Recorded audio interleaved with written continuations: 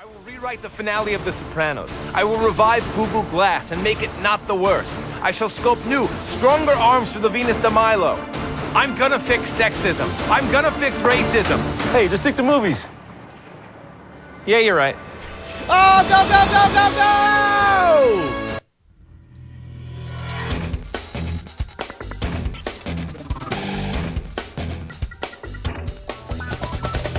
Welcome to Cordkillers. Our mission to report the intel from the front lines of the cord-cutting revolution so that you, my friends, have the information you need to be able to just sit down and watch what you want, when you want, where you want, on whatever device you want. I'm Tom Merritt. I'm Brian Brushwood, but more importantly, that's JJ Abrams fixing everything on the planet in a new video. I gotta be honest, I wouldn't mind seeing him at least take a crack at fixing racism. I'd be okay with that. I don't know. Owen JJ Stone is joining us. Oh, doctor, what do you think? Should JJ Abrams fix our social ills?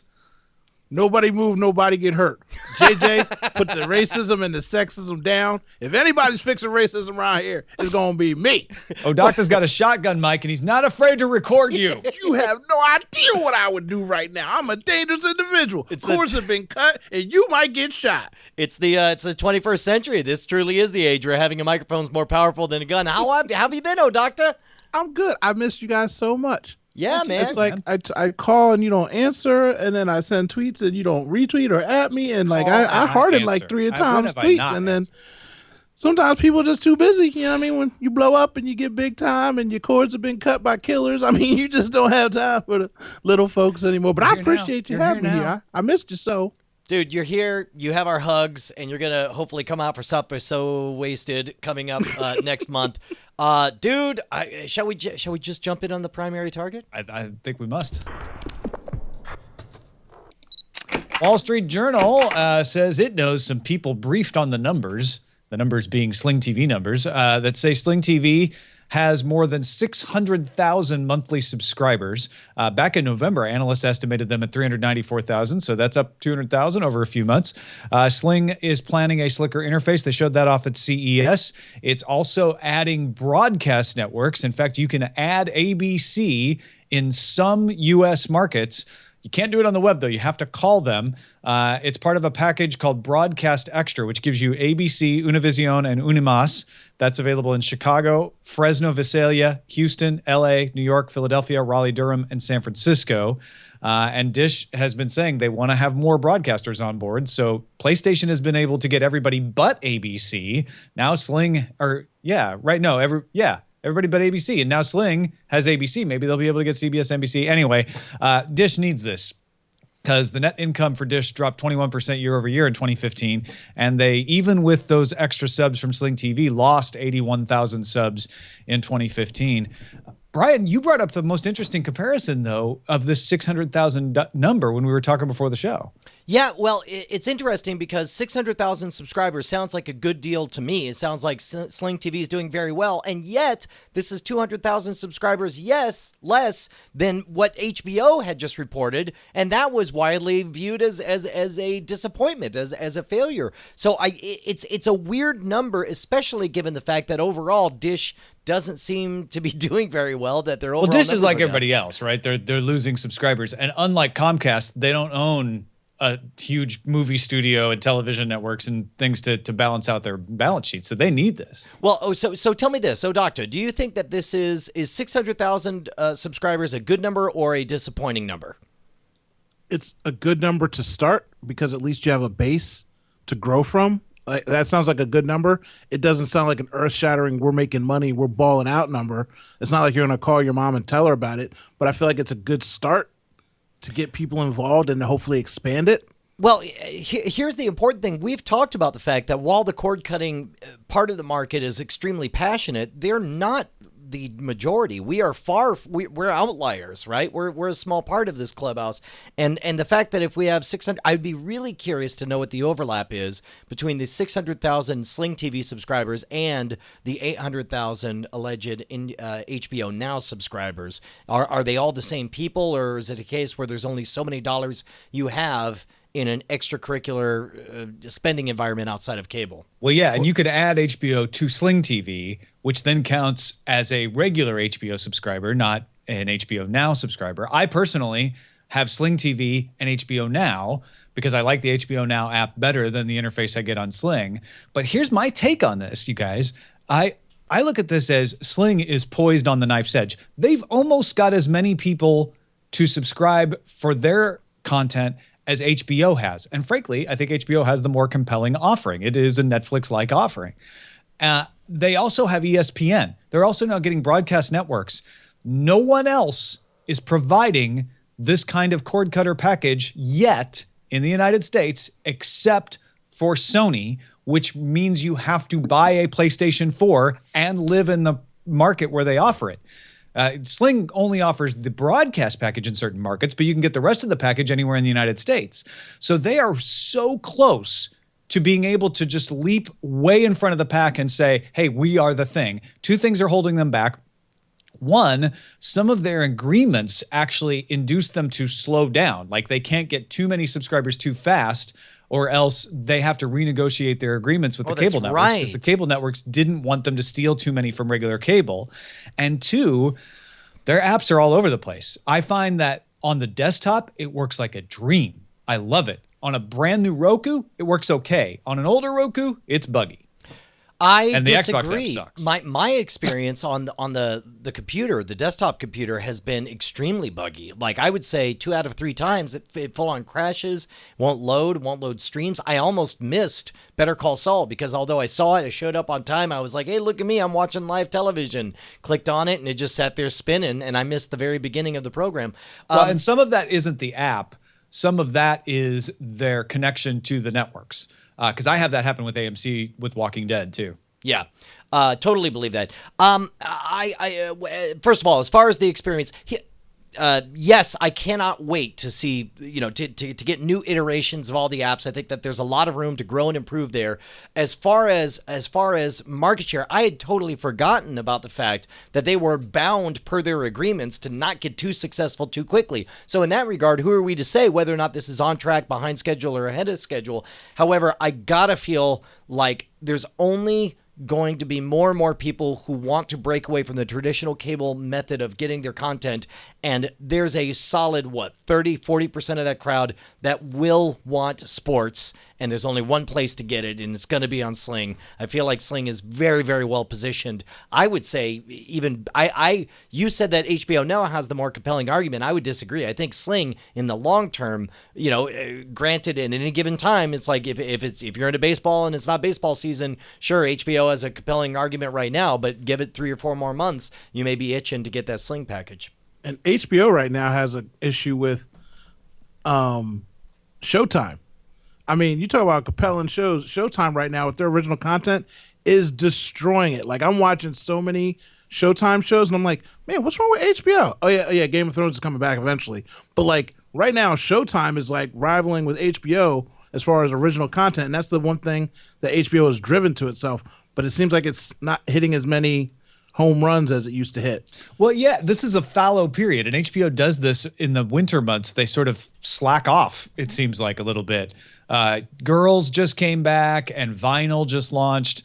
But you're right. They haven't had a big, compelling original in current run for a few months now, and that's not unusual for them. Speaking of HBO, I don't often watch on the app. I usually watch on a desktop, but I installed the app because we were reporting on that Yahoo tool that wants to check and see what content is available on what apps. And ever since then, really, the only experience I've had with HBO is that every so often it pipes up and shouts about what new things are on the app. I don't know that I need that distraction. You should turn off the notifications. Yeah, no, I think I will. I think I will. All right. We are going to talk a little bit more about ESPN, and it relates to Sling TV because you can get ESPN on Sling TV. But first, we want to thank the people who make this show possible, the patrons at patreon.com/Cordkillers. We work entirely at your beck and call, your good graces. How much value do you think the show is worth? Give us $1 an episode. You think it's worth $1? You think it's worth more? Patreon.com/Cordkillers. Let us know. By the way, we've said it before. We said it again. Whatever you think the show is worth. I'm more concerned with how many patrons we have, and we are at 1969. 31 patrons away from that magic 2K mark. If you've been on the fence, if you enjoy the programming that we do, hopefully we've even saved you a few shekels here or there. Why don't you jump on over, just throw us a nickel an episode or even $1 an episode. That's all we ask. Signals Intelligence is paid by those of you who do. This Signals Intelligence brought to you by You. you. If you back us on Patreon. It's your own thing. Unless you don't, then it's not. Yes, ESPN President John Skipper was at the Code Media Conference last week. He first of all, just kind of on a funny side note, he said something about like Apple and Amazon have been pretty public about their video content, at which point I think it was John Pajovsky said, oh, so you're in deals with Apple and Amazon. He's like, I didn't say that. I said a number of people have expressed interest and we're in discussions with a large number of people, but we all know. They're all talking to each other about everything. He didn't go so far as Les Moonves and give us an update on where Apple stands in their live TV product, but he was insistent that the network is not planning to offer its own app unbundled from a cable subscription. He says we could sell ESPN as a standalone product, but we don't believe it right now to be good business. We're in 90 million homes, so we do not have a contemplation now that we would launch as a standalone. But as I mentioned before, Sling TV has ESPN. And if you get ESPN on Sling TV, you can log in to watch ESPN and get all the ESPN. If you add $5 to Sling, you get to watch ESPN, ESPN2, and soon ESPN3 is going to be in there as well. ESPNU, SEC Network, bunch of these things. I mean, the ESPN is available as a standalone package in with bonuses of things like AMC. Yeah, that's the funny part is the way, now granted, Sling is priced considerably higher than, let's say, if you're going to compare it to another individual network like HBO. HBO's $15, ESPN's $20. It's really not out of the realm, right? That's my point, is it is more expensive, but if you think of it as an expensive version of ESPN, plus, by the way, you know, Cartoon Network, AMC, and a whole bunch of other stuff, I mean, you're right. I think it's a smart move for ESPN not to go chasing the app balkanization of independent content owners. They also don't have the market for it. Like I said, they're already they quoted that number 90 million, and we're talking about 600,000, 800,000 for ESPN. What do they show that they have exclusive rights to?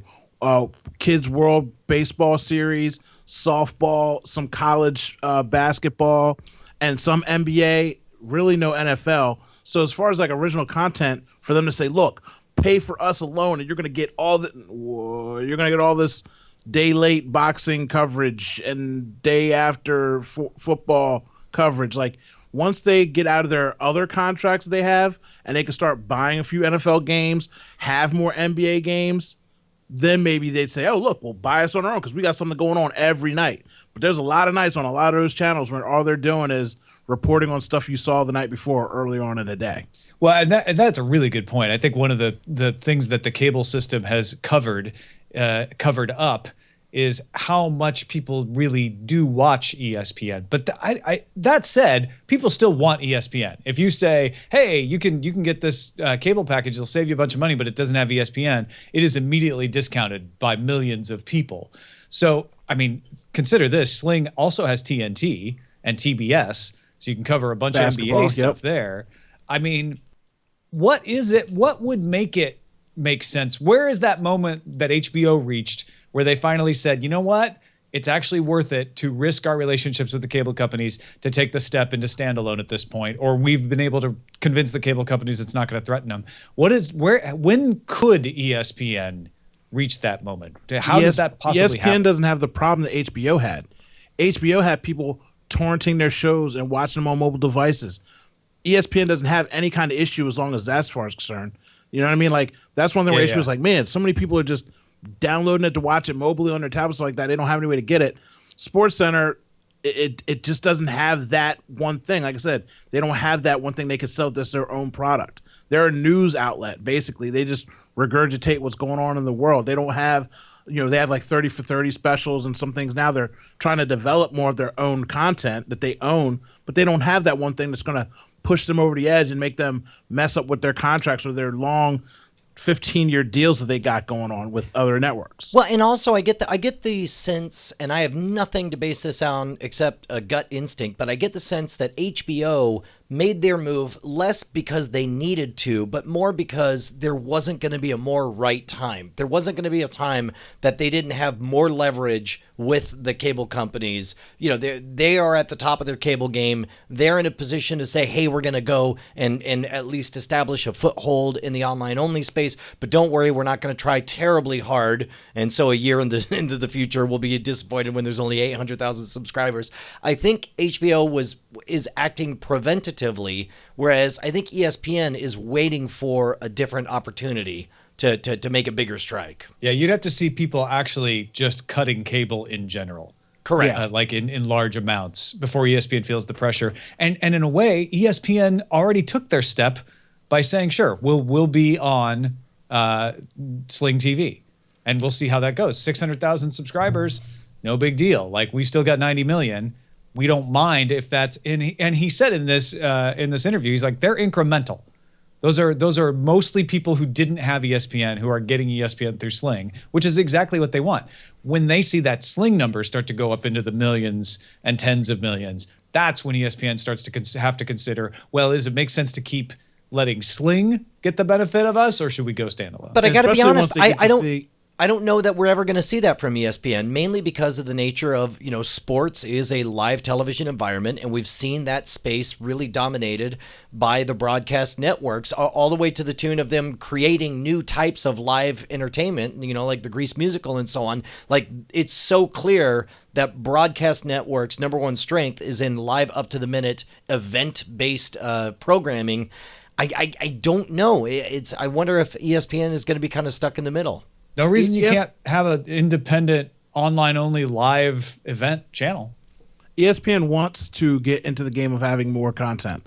They've wiggled their way into basketball. They're trying so hard desperately to get into football because they do the Thursday night. Like, they want more games. And once they get that, then they might, again, have leverage to where they could say, pay me $10 a month. I got football this night, basketball this night. And once they get the major titles in, and those other deals kind of fall away and they can bid on them again, they'll get into that. But right now, they'll rather sit back and say, okay, there's 600,000 people there.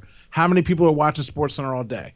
Like, for me, I watch SportsCenter every morning. It's it's on in the background at 6 a.m. It just turns on, and it's just running all till 1 o'clock. Till 1 o'clock in the day, I'm watching SportsCenter every day. So for people like me, if there were like 30% of those people were on Slingbox, they might look at it and say, oh, wow, people just spending hours. Okay. Well, maybe we need to push more into that. But until that happens, they have no incentive because they don't have the content and they don't have the drive to their desire to do it because they're everywhere else. All right, let's get to some gear that'll help you people who still have cable boxes have better cable boxes. Oh, man. Let's gear up. This week in 1998. So we've talked about this a little bit before on Cordkillers. The FCC has approved what's called a notice for proposed rulemaking as of last Thursday. What this means is that for the next few months, the public, including companies like the cable companies, can comment on these proposed rules. They're not rules yet. They're not passed. They still need to be voted on again. But the FCC voted 3-2 to propose these rules. Here are the proposed requirements. Cable companies who are considered multi-channel video program distributors, MVPDs, who, as I have mentioned before, get various benefits from the Telecommunications Act on how they are able to carry shows that online-only providers like, say, Sling TV and PlayStation View don't get the advantage of. These MVPDs would be required, if these became rules, to make available to third-party box makers the following things. A feed of their channel listings and VOD offerings, the rights that are associated with those, like whether you have the right to record it or not record it, et cetera, the DRM essentially, and the content itself, the channels and the VOD. The FCC said you can use any published transparent format that conforms to the specifications set by an independent open standards body. They're not mandating the technology you use. And if this were to become the rule, cable companies would be given 2 years to comply with these new rules. Now, the critics argue it would require new hardware and more rental boxes because they say their current boxes wouldn't comply. Wheeler also shot down an objection you may hear that this would allow third-party advertisers to get in on boxes that the cable companies don't own. Wheeler said that's not allowed, that the rules actually say you can't sell ads into the content as a third party. So, number one, let's talk about. I think the most relevant thing to most people watching right now is the curiosity of the timing. This is just so strange that they're finally going to war so far after the relevance of the cable. This is War 3, right? Yeah. They tried this under the Bush administration with cable card, and then they tried it again with, I think it was called All Join. No, it might have All Seen. Anyway, it was another like cable card replacement. So this is the third war, Brian.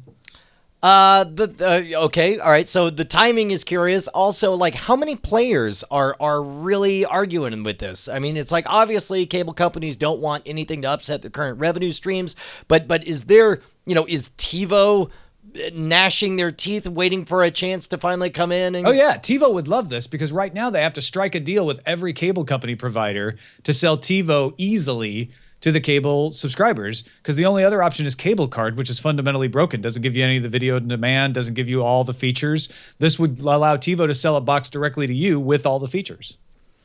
So in a practical sense, what is this going to mean for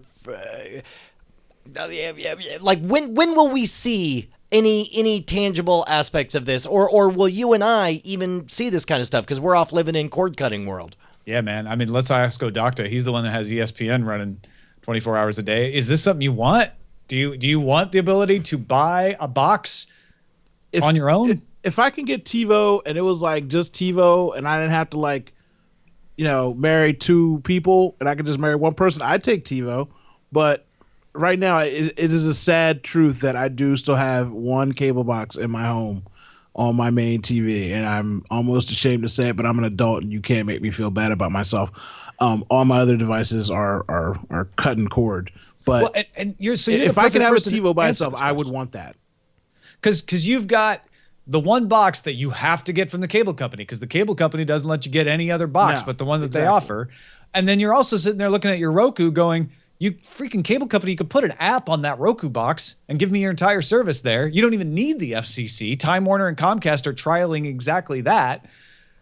The thing that makes me the most angry in the world is, you pay a bill and you just don't think about it. So I cut all my channels down, and my bill is like, I threatened to leave because I was going to cut the cord. I pay $75 a month. So I was like, okay, fine.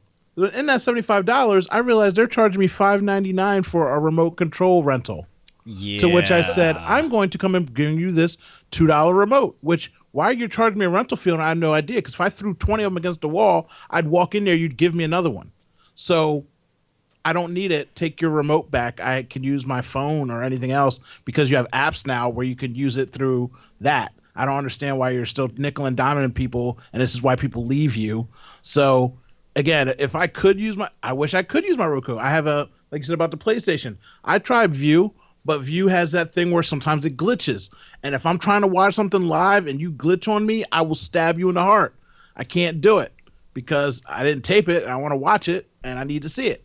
So right now I'm still keeping that one. Actually, now's the time I don't care about the box. Football season is when I need a cable box, because I watch football all day, every day. So that's what I need the box for. So get a jump on it. So you would go out and let's say, like, are you currently renting your box from the cable company or yes? Okay. So if you, how much would you pay for, let's say, a better, more Roku-like interface from a third party person? Let's say $200-$300. What? Really? Wow. If I had I used to have TiVo back in the day. If you gave me something like TiVo with an ample amount of space and hard drive in it, and it worked, I would pay that kind of money because it's a premium device. Like, you say that, but I'm paying $150, $200 for an Apple TV that doesn't even do cable or anything like that.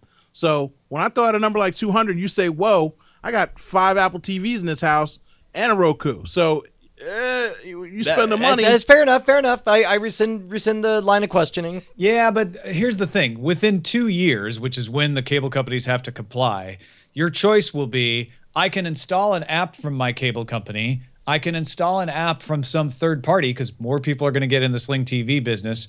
Or I can buy a box and connect to the cable company that way. Yeah. No. I want the box. Yeah. You still want the box. Even if your cable company said you can install this app on your Apple TV and your Roku, you'd still want to buy the box. That's not a good dream, though. What do you mean? What's not a good dream? Okay. So installing an app versus the way you described it to me is a box that is specifically made for my cable that's not my cable company, as opposed to an add-on for an app on another device. Right. I'd rather have the standalone box that just did that because I feel like it'd be better. The app might be okay. I mean, but I use apps and apps glitch out all the time. You don't trust the app. Got it.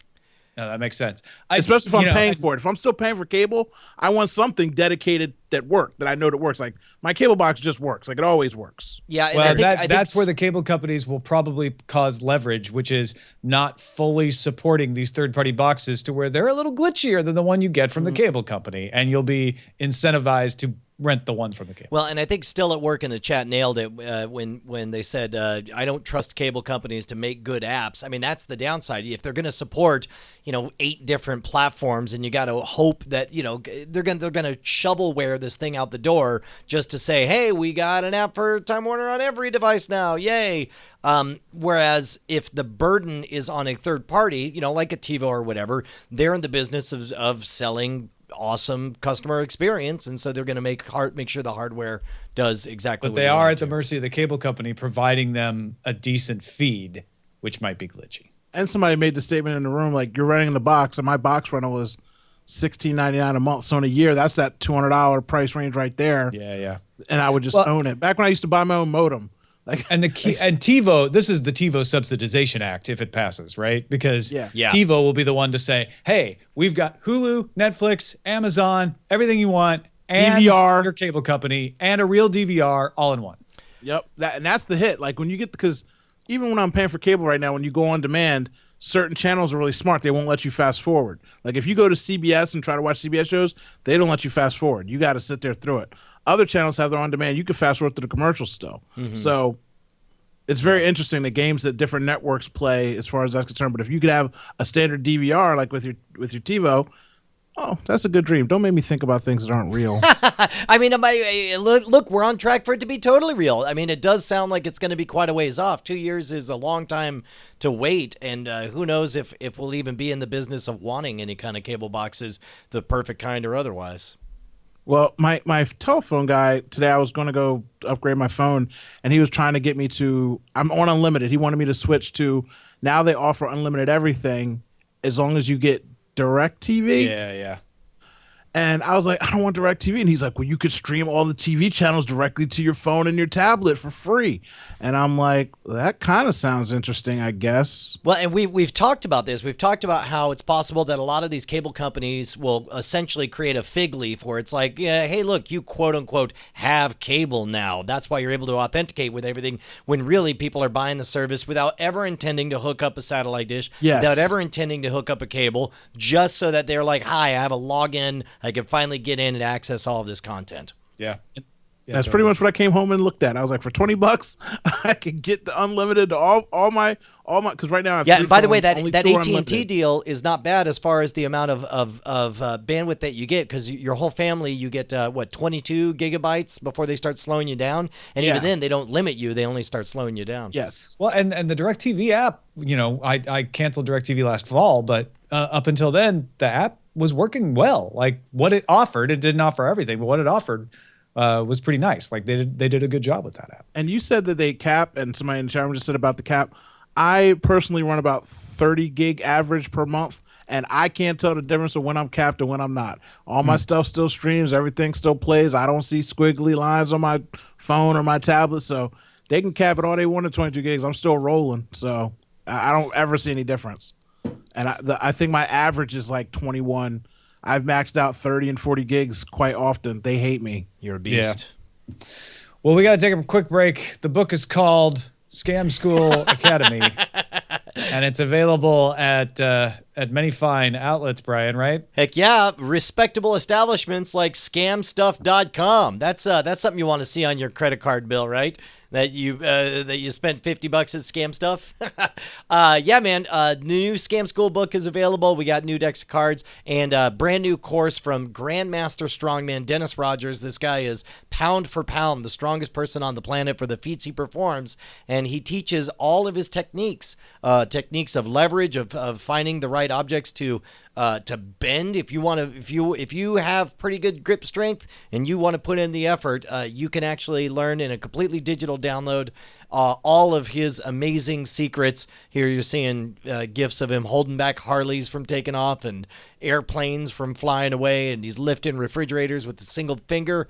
He's a total badass. It's a really good course available right now at scamstuff.com. Let's get into the front Is that lines. what Superman does as a side job? Yeah. Like, so Superman goes and he makes a book and tells you can pick up a fridge with your pinky, and then everybody thinks he's some regular dude. He's holding down Harleys and jets. Like, oh yes, no big deal. You can do it too. Be I like don't feel like me. saving the planet. Exactly. Shall we move on to the front lines? Yes. Front lines. BBC Three left the airwaves Tuesday and is now available only on the internet in the UK.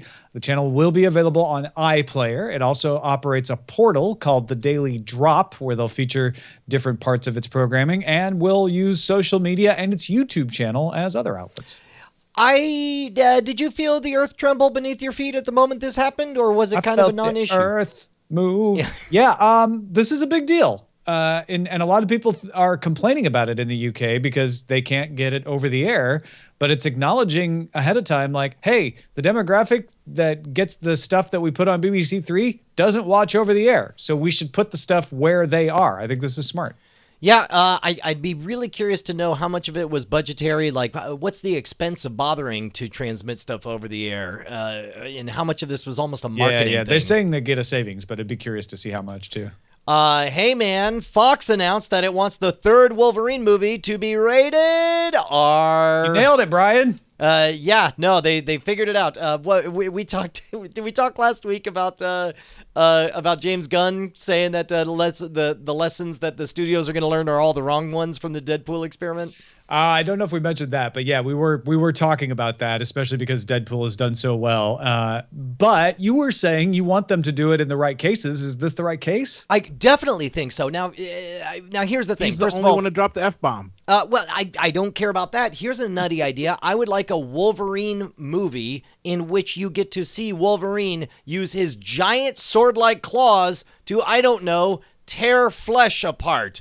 Which is something we've not seen. We haven't seen any kind of visceral Wolverine kind of moves, and this could be it. Now, having said all that, I do agree James Gunn is right when he says, they're going to be all like, oh, let's take an existing half-finished movie, which is what we have here, and let's just wedge in a bunch of nudity and violence to pump it up to a rated R rating. That probably is not going to yield as artistically wonderful results as we'd like, but... But again, I want to see comic book movies grow up. I mean, yeah, he's got talons. They should probably draw blood, to be realistic.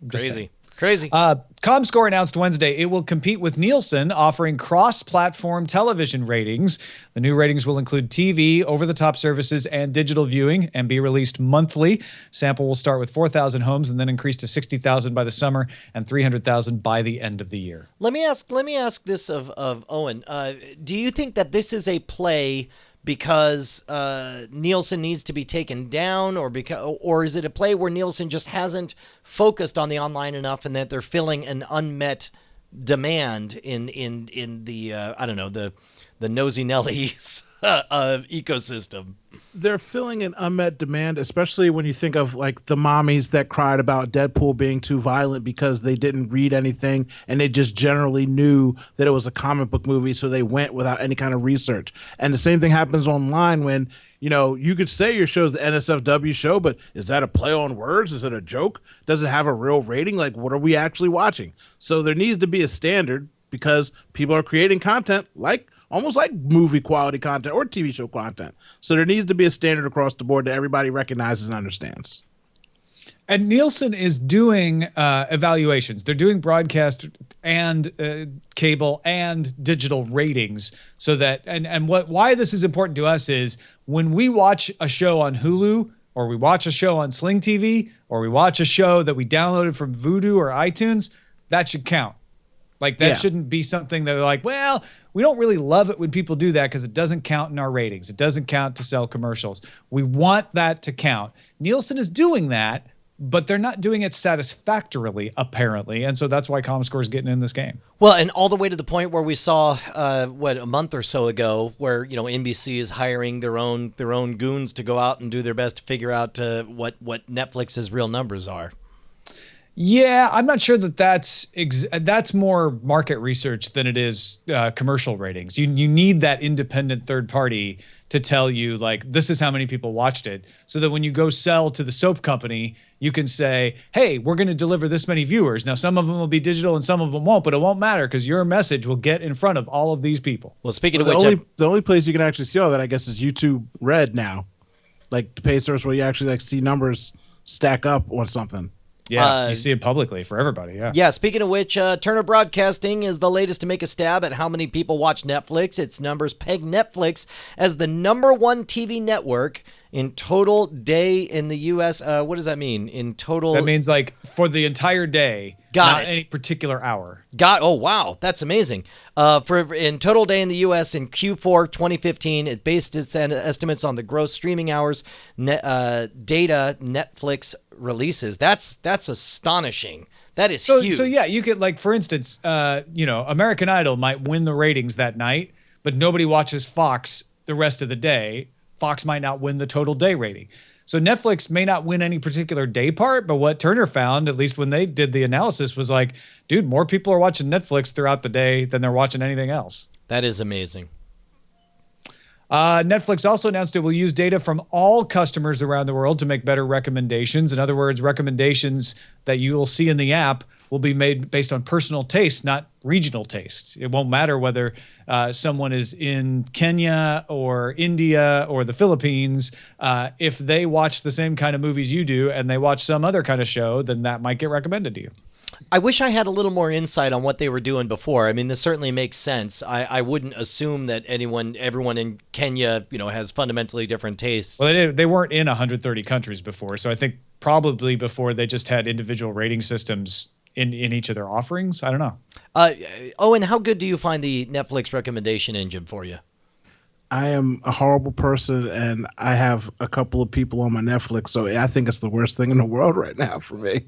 Oh, because in general, recommending terrible stuff. It recommends stuff that I care about. I mean, it's not, after a while, when it first came out and I first started using it, it was great. Now I've watched so many things because you get bored in the middle of the night. I'm watching Tesla documentaries on Nikola Tesla. Like, I watch so much obscure stuff that it has no clue what I want. So it just starts trying to ramrod stuff down my throat now at this point. You're too complex. That's a problem. Yeah. I don't just watch horror movies all night. So I think it's worthless at this point. It just starts throwing up everything and anything. Right on. The CBS All Access service had some streaming problems during the Grammys last Monday, but eventually saw a 247% increase in time spent watching over the last year. It was the single biggest sign-up day for the service yet. I got to tell you, this just goes back to our point earlier, where it's like the broadcast networks continue to dominate live events, and I think it's good that they're focusing on how to bring that into the streaming. Well, yeah, exactly. I mean, the cool thing here is you didn't have to have broadcast. You didn't have to have cable. You could watch, if you were into the Grammys, you could watch them by getting this service. And see how many people stick around after their 30-day free trial. Yeah. And with their online stuff that they were promoting, they had a lot of behind-the-scenes stuff. Because I kept seeing, like, video clips pop up from people, like, where are they getting that from? And they were getting it from the online feed. So that was pretty interesting. Neat. Okay, yeah, that's cool. All right, let's move on to see what's under surveillance. Not like real estate. It's all about location. Under surveillance. This is about the stuff you can watch, and we'll be talking about Better Call Saul in spoiler in time this week. It premiered last Monday night in the United States on AMC and on Netflix in the UK, France, and the Netherlands. So if you're in Europe, check your Netflix. You may be able to get Better Call Saul. And if you magically can transport yourself to Europe, you'll be able to watch it on Netflix. Well, if you had a teleportation conduit, I suppose, just to make it clear, maybe we'll say a tunnel. If you could tunnel like a your private way tunnel just to for those you. places. Yeah. Oh, no, yeah, you wouldn't want to share it. It'd be a virtual private tunnel, and you would just zoom from one point to another. That'd be good. Interesting. Also, the Blade Runner sequel has a date. It is tentatively going to come out January 12th, 2018, starring Ryan Gosling. How excited are you about this sequel for Blade Runner? I'm a little bit excited. I'm a big fan of Blade Runner and big fan of the author of Do Androids Dream of Electric Sheep, Philip K. Dick. So I am very curious about how this is going to turn out. And I know Harrison Ford's involved, so that's good, I think. Yeah, Harrison Ford, the biggest box office draw on the planet right now. He's the money-makingest actor in history. Are you optimistic? Indiana Jones, Deckard. Which Ryan did you say? Ryan Gosling. Ryan Gosling. Who I am in love with. Let me tell you something. I would trade both of you in for an hour with Ryan Gosling. Like, if I could hang out with that dude, I would forfeit the rest of your lives. I'll put it out there, Ryan. If you need a friend, if you don't have a black friend, I'll be him. You need a butler, a chauffeur, like a pool boy. I love that dude. Did you not see Drive? Did you not see The Passion? He didn't talk he just, I love Ryan Gosling. So that's a thumbs up then. You're optimistic. I am like a excited young boy with a sock on the doorknob. I am excited about it, boy. I tell you, I love Ryan Gosling. And you put him in that movie, you got me a little Harrison Ford on top. It's like pancakes on a Sunday morning, brother. Bring me the syrup. I'm happy. All right. Last week we coined the phrase for all the trailers coming out, our trailer park. We have our trailer park in session again. 2 trailers this time. Crouching Tiger, Hidden Dragon, Sword of Destiny comes to Netflix this Friday, February 26th. And the brand new full-on trailer is out for that, as well as a trailer for Pee-wee's Big Holiday, our first look at that Netflix feature, which is coming out March 18th. Can I tell a surprising truth? I'm much more excited about the Pee-wee movie than the Crouching Tiger one. Yeah. Nobody's excited about Crouching Tiger. Not even Netflix. They're not making as big of a deal out of it as I thought they would. Oh, I disagree. Like I went to go every time I go to Netflix, they're auto playing. The get ready for the release of everything. Yeah. Yeah, I see it on mine too. But Pee Wee Herman is Pee Wee Herman, and the fact that he still looks like he did when you were 8 makes you feel nostalgic, and you just need it in your life, even though you know what kind of movie it's going to be. He affects you emotionally looking at him and listening to the sound of his voice. Like, he is the exact, like, he might as well be a Simpson. He is not aged. Yeah. Since I was a child. So knowing that I get to sit with my kid and watch somebody be goofy like I watch them be goofy, I understand, Brian. Dude, here's to you, Paul Rubens. All right. So what have you guys been watching? Owen, let's start with you. What kind of stuff has been on your screens? Okay. So I'm watching Billions on Showtime. Rich people, the SEC, the FCC, people trying to take them down, stocks and trades, a whole bunch of drama going on. It is amazing. You need to watch that. Animals on HBO. It is different every time. There's rats, there's pigeons, and they're basically talking to each other and living these ratchet, horrible gangster lifestyles, and that comes on after Bill Maher on Fridays. Supergirl, they just had a great episode straight from a comic book of Superman, what a girl needs or everything a girl could want. It's awesome. I'm watching Scandal, of course. I watch Scandal. Grey's Anatomy is on. But let me tell you about the most important thing that I'm watching right now, because, I'm trying to help the little guy. Louis C.K. has a show out. He just put it out like a few weeks ago. It's called Horace and Pete's, and you can only get it on his website. And she writes it on like Monday and Tuesday. They shoot on Thursday and Friday. Then they release it Saturday. So it's live every week. So it's current topics. Like if you start this episode, they're talking about Trump, and then they start talking about Ted Cruz the next couple weeks, or little things. It's a bar show. So they're talking about current topics as the show progresses, and they release it week after week. Horace and Pete's. Very dramatic, and it's real life stuff. It's kind of depressing, but it's so neat the way you watch it. It's almost like watching a play. There aren't that many sets, but it's just interactions with people talking at the bar, having everyday conversations. And it's neat that he's doing that on his own. He just dropped it out of nowhere. So what's the price at now? Because I know he launched it at $5 and then says, no, now it's $3. I can't promise what the price will be. It's like $1.99 episode kind of deal. So I guess if you want to keep up on it live, you pay that. And I'm sure he'll have like a bundle deal when it's done. Sure. But I just like that it every week it seems like it's current. And I didn't know till recently today that it's written that way. Like he's shooting it week by week. So when there, again, bar life conversations pop up, it's real time, which I find super awesome.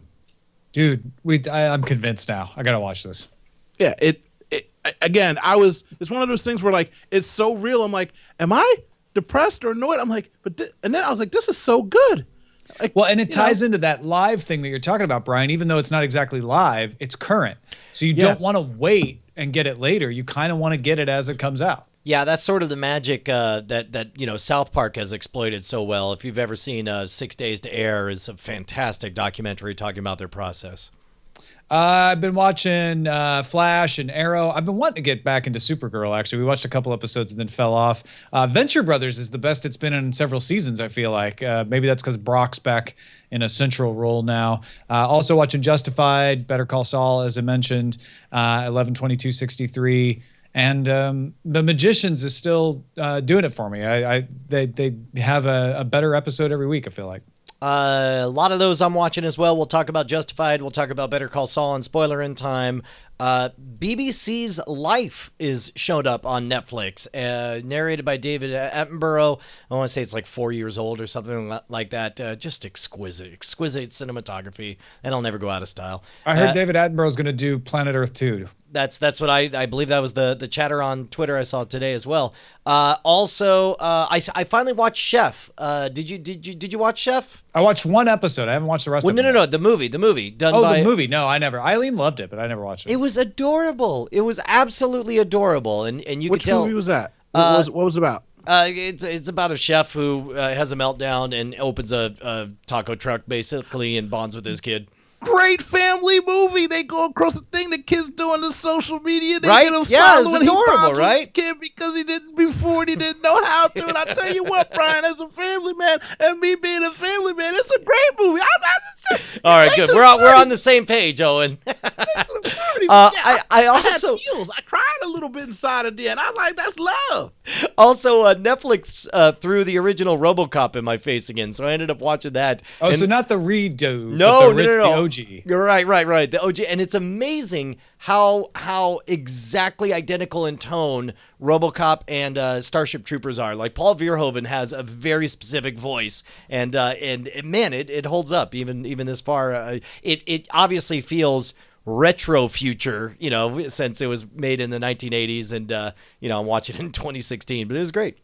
All right, before we move on, Bryce is always on the lookout for new stuff. What do you got this week? Hey, we got, first off, thank you to everybody who sent in suggestions. Please keep them coming in. This actually comes in from Andy. It's the sci-fi show Dark Matter.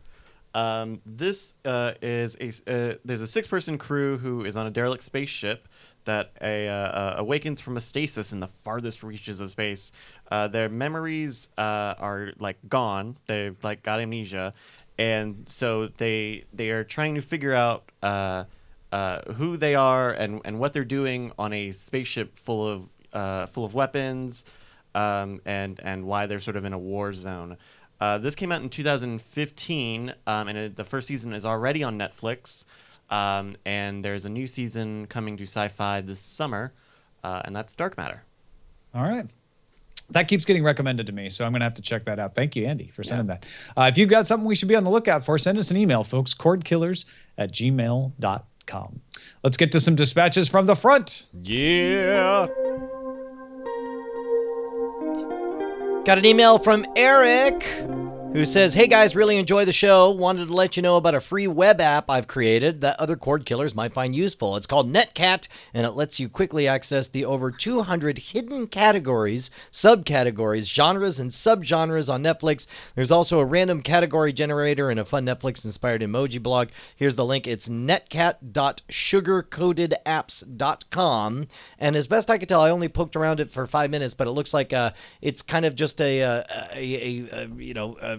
table of contents taking you to some weird corners of Netflix that you might not have already considered. Well, yeah, it shows you those things like sci-fi movies with action heroes and romance, like all those with the because you see those sometimes in your recommendations, and it lets you like look through all of those. Or it's like Netcat, basketball movies, or cult horror movies, or faith and spiritual movies, deep sea horror, lots of stuff. Spiritual faith horror. All right, James in the UK said, to Brian's point about watching shows while playing Hearthstone, I found the perfect companion in Geek and Sundry's Critical Role show. It's a group of very talented voice actors playing Dungeons and Dragons with laughs, drama, and tension to rival any scripted television show. They had a great episode with Vin Diesel one time. He says, I don't play D&D, but it's got me totally hooked. It is a continuous story, but you can jump in at any point, and I recommend trying episode 18, which guest stars Felicia Day and Jennifer Hale. By the way, talking about watching what you want when you want, he says WYWWYWOADDYW. Telling you, it's catchy. Cordkillers in the pool with my waterproof MP3 player. That's amazing. Splash someone for us, James. Lloyd writes and saying, hey, Brian and Tom, just to comment on the 800,000 subs for HBO Now. I don't think this is a low number. Anyone who gets HBO from the cable package can get streaming HBO through HBO Go. The only people who would subscribe to HBO Now are those people who want HBO and do not have cable. This gives a much smaller pool of people to draw from than the pool of potential customers for any other service, such as Netflix. As such, it is a completely skewed comparison to compare HBO Now's 800K subs to Netflix's 24 million or so subs. Good point. Yeah, that's a fair point. It's a different perspective on it, and definitely comparing it to Netflix. For sure. Finally, David from Riverside, California said, I just watch the episode and I want to respond to Tom's comment about Thunderbirds or Go TV show. The article on Variety goes into detail. Thunderbirds is not completely CG, points out David. From what I understand, the characters themselves will be CG, but the stage sets and vehicles are done as real live models by Weta Workshops, the same Weta that worked on King Kong, Lord of the Rings, Hobbit, etc. I'm a fan and I will see Thunderbirds when it comes out, says David. Cool, that's good to know. Right on. Where can we get more of your lovely shenanigans, Mr. Owen JJ Stone, a.k.a. O Doctor? Right now, my IQMZ.com, which I probably will launch tonight or tomorrow. But if you go there, it'll take you to my Facebook. It has all my shows. Right now, I'm sorry I'm threatening you, but I have like 5 shows I'm doing for my one Patreon. I never plug myself because I don't like doing that. But it's Patreon/IQMZ, and you get 2 tech shows, a rant show where I yell at stuff and people like I do here. And then you also get my new podcast, which is called Doc Tales. And I never did a podcast where I talked into a mic by myself, but I love it so much it makes me feel good inside. So I think I like talking to myself because nobody can tell me that I'm wrong. And I'm going to put my gun down now because I'm sorry. Patreon.com/IQMZ, right? Super easy. Yeah. IQ. Super easy. MZ. If you've got an IQ and you can remember MZ, you're there. Yeah. It's an easy mnemonic. I like it. Our website is cordkillers.com. Our email address is cordkillers@gmail.com. And we're live on diamondclub.tv Mondays at 7 p.m. Eastern, 4 p.m. Pacific. We'll see you next time, ladies and gentlemen, and others. Hey, guys. Tom and Brian here. We just wanted to say thank you to all of our $5 patrons who keep us loud, live, and independent. You guys make Cordkillers the production that it is. Your name appears in the video credits and appears in our hearts. And if you'd like to become one of them or see who they are, you can go to patreon.com/cordkillers. You'll need to do more than just go there, though. You'll have to sign up and, pledge an amount. But unless you just want to see who they are. Well, I mean, you could gawk. That's a little creepy, isn't it? If you want to be a gawker, let's go. It's up to you. Diamond Club hopes you have enjoyed this program.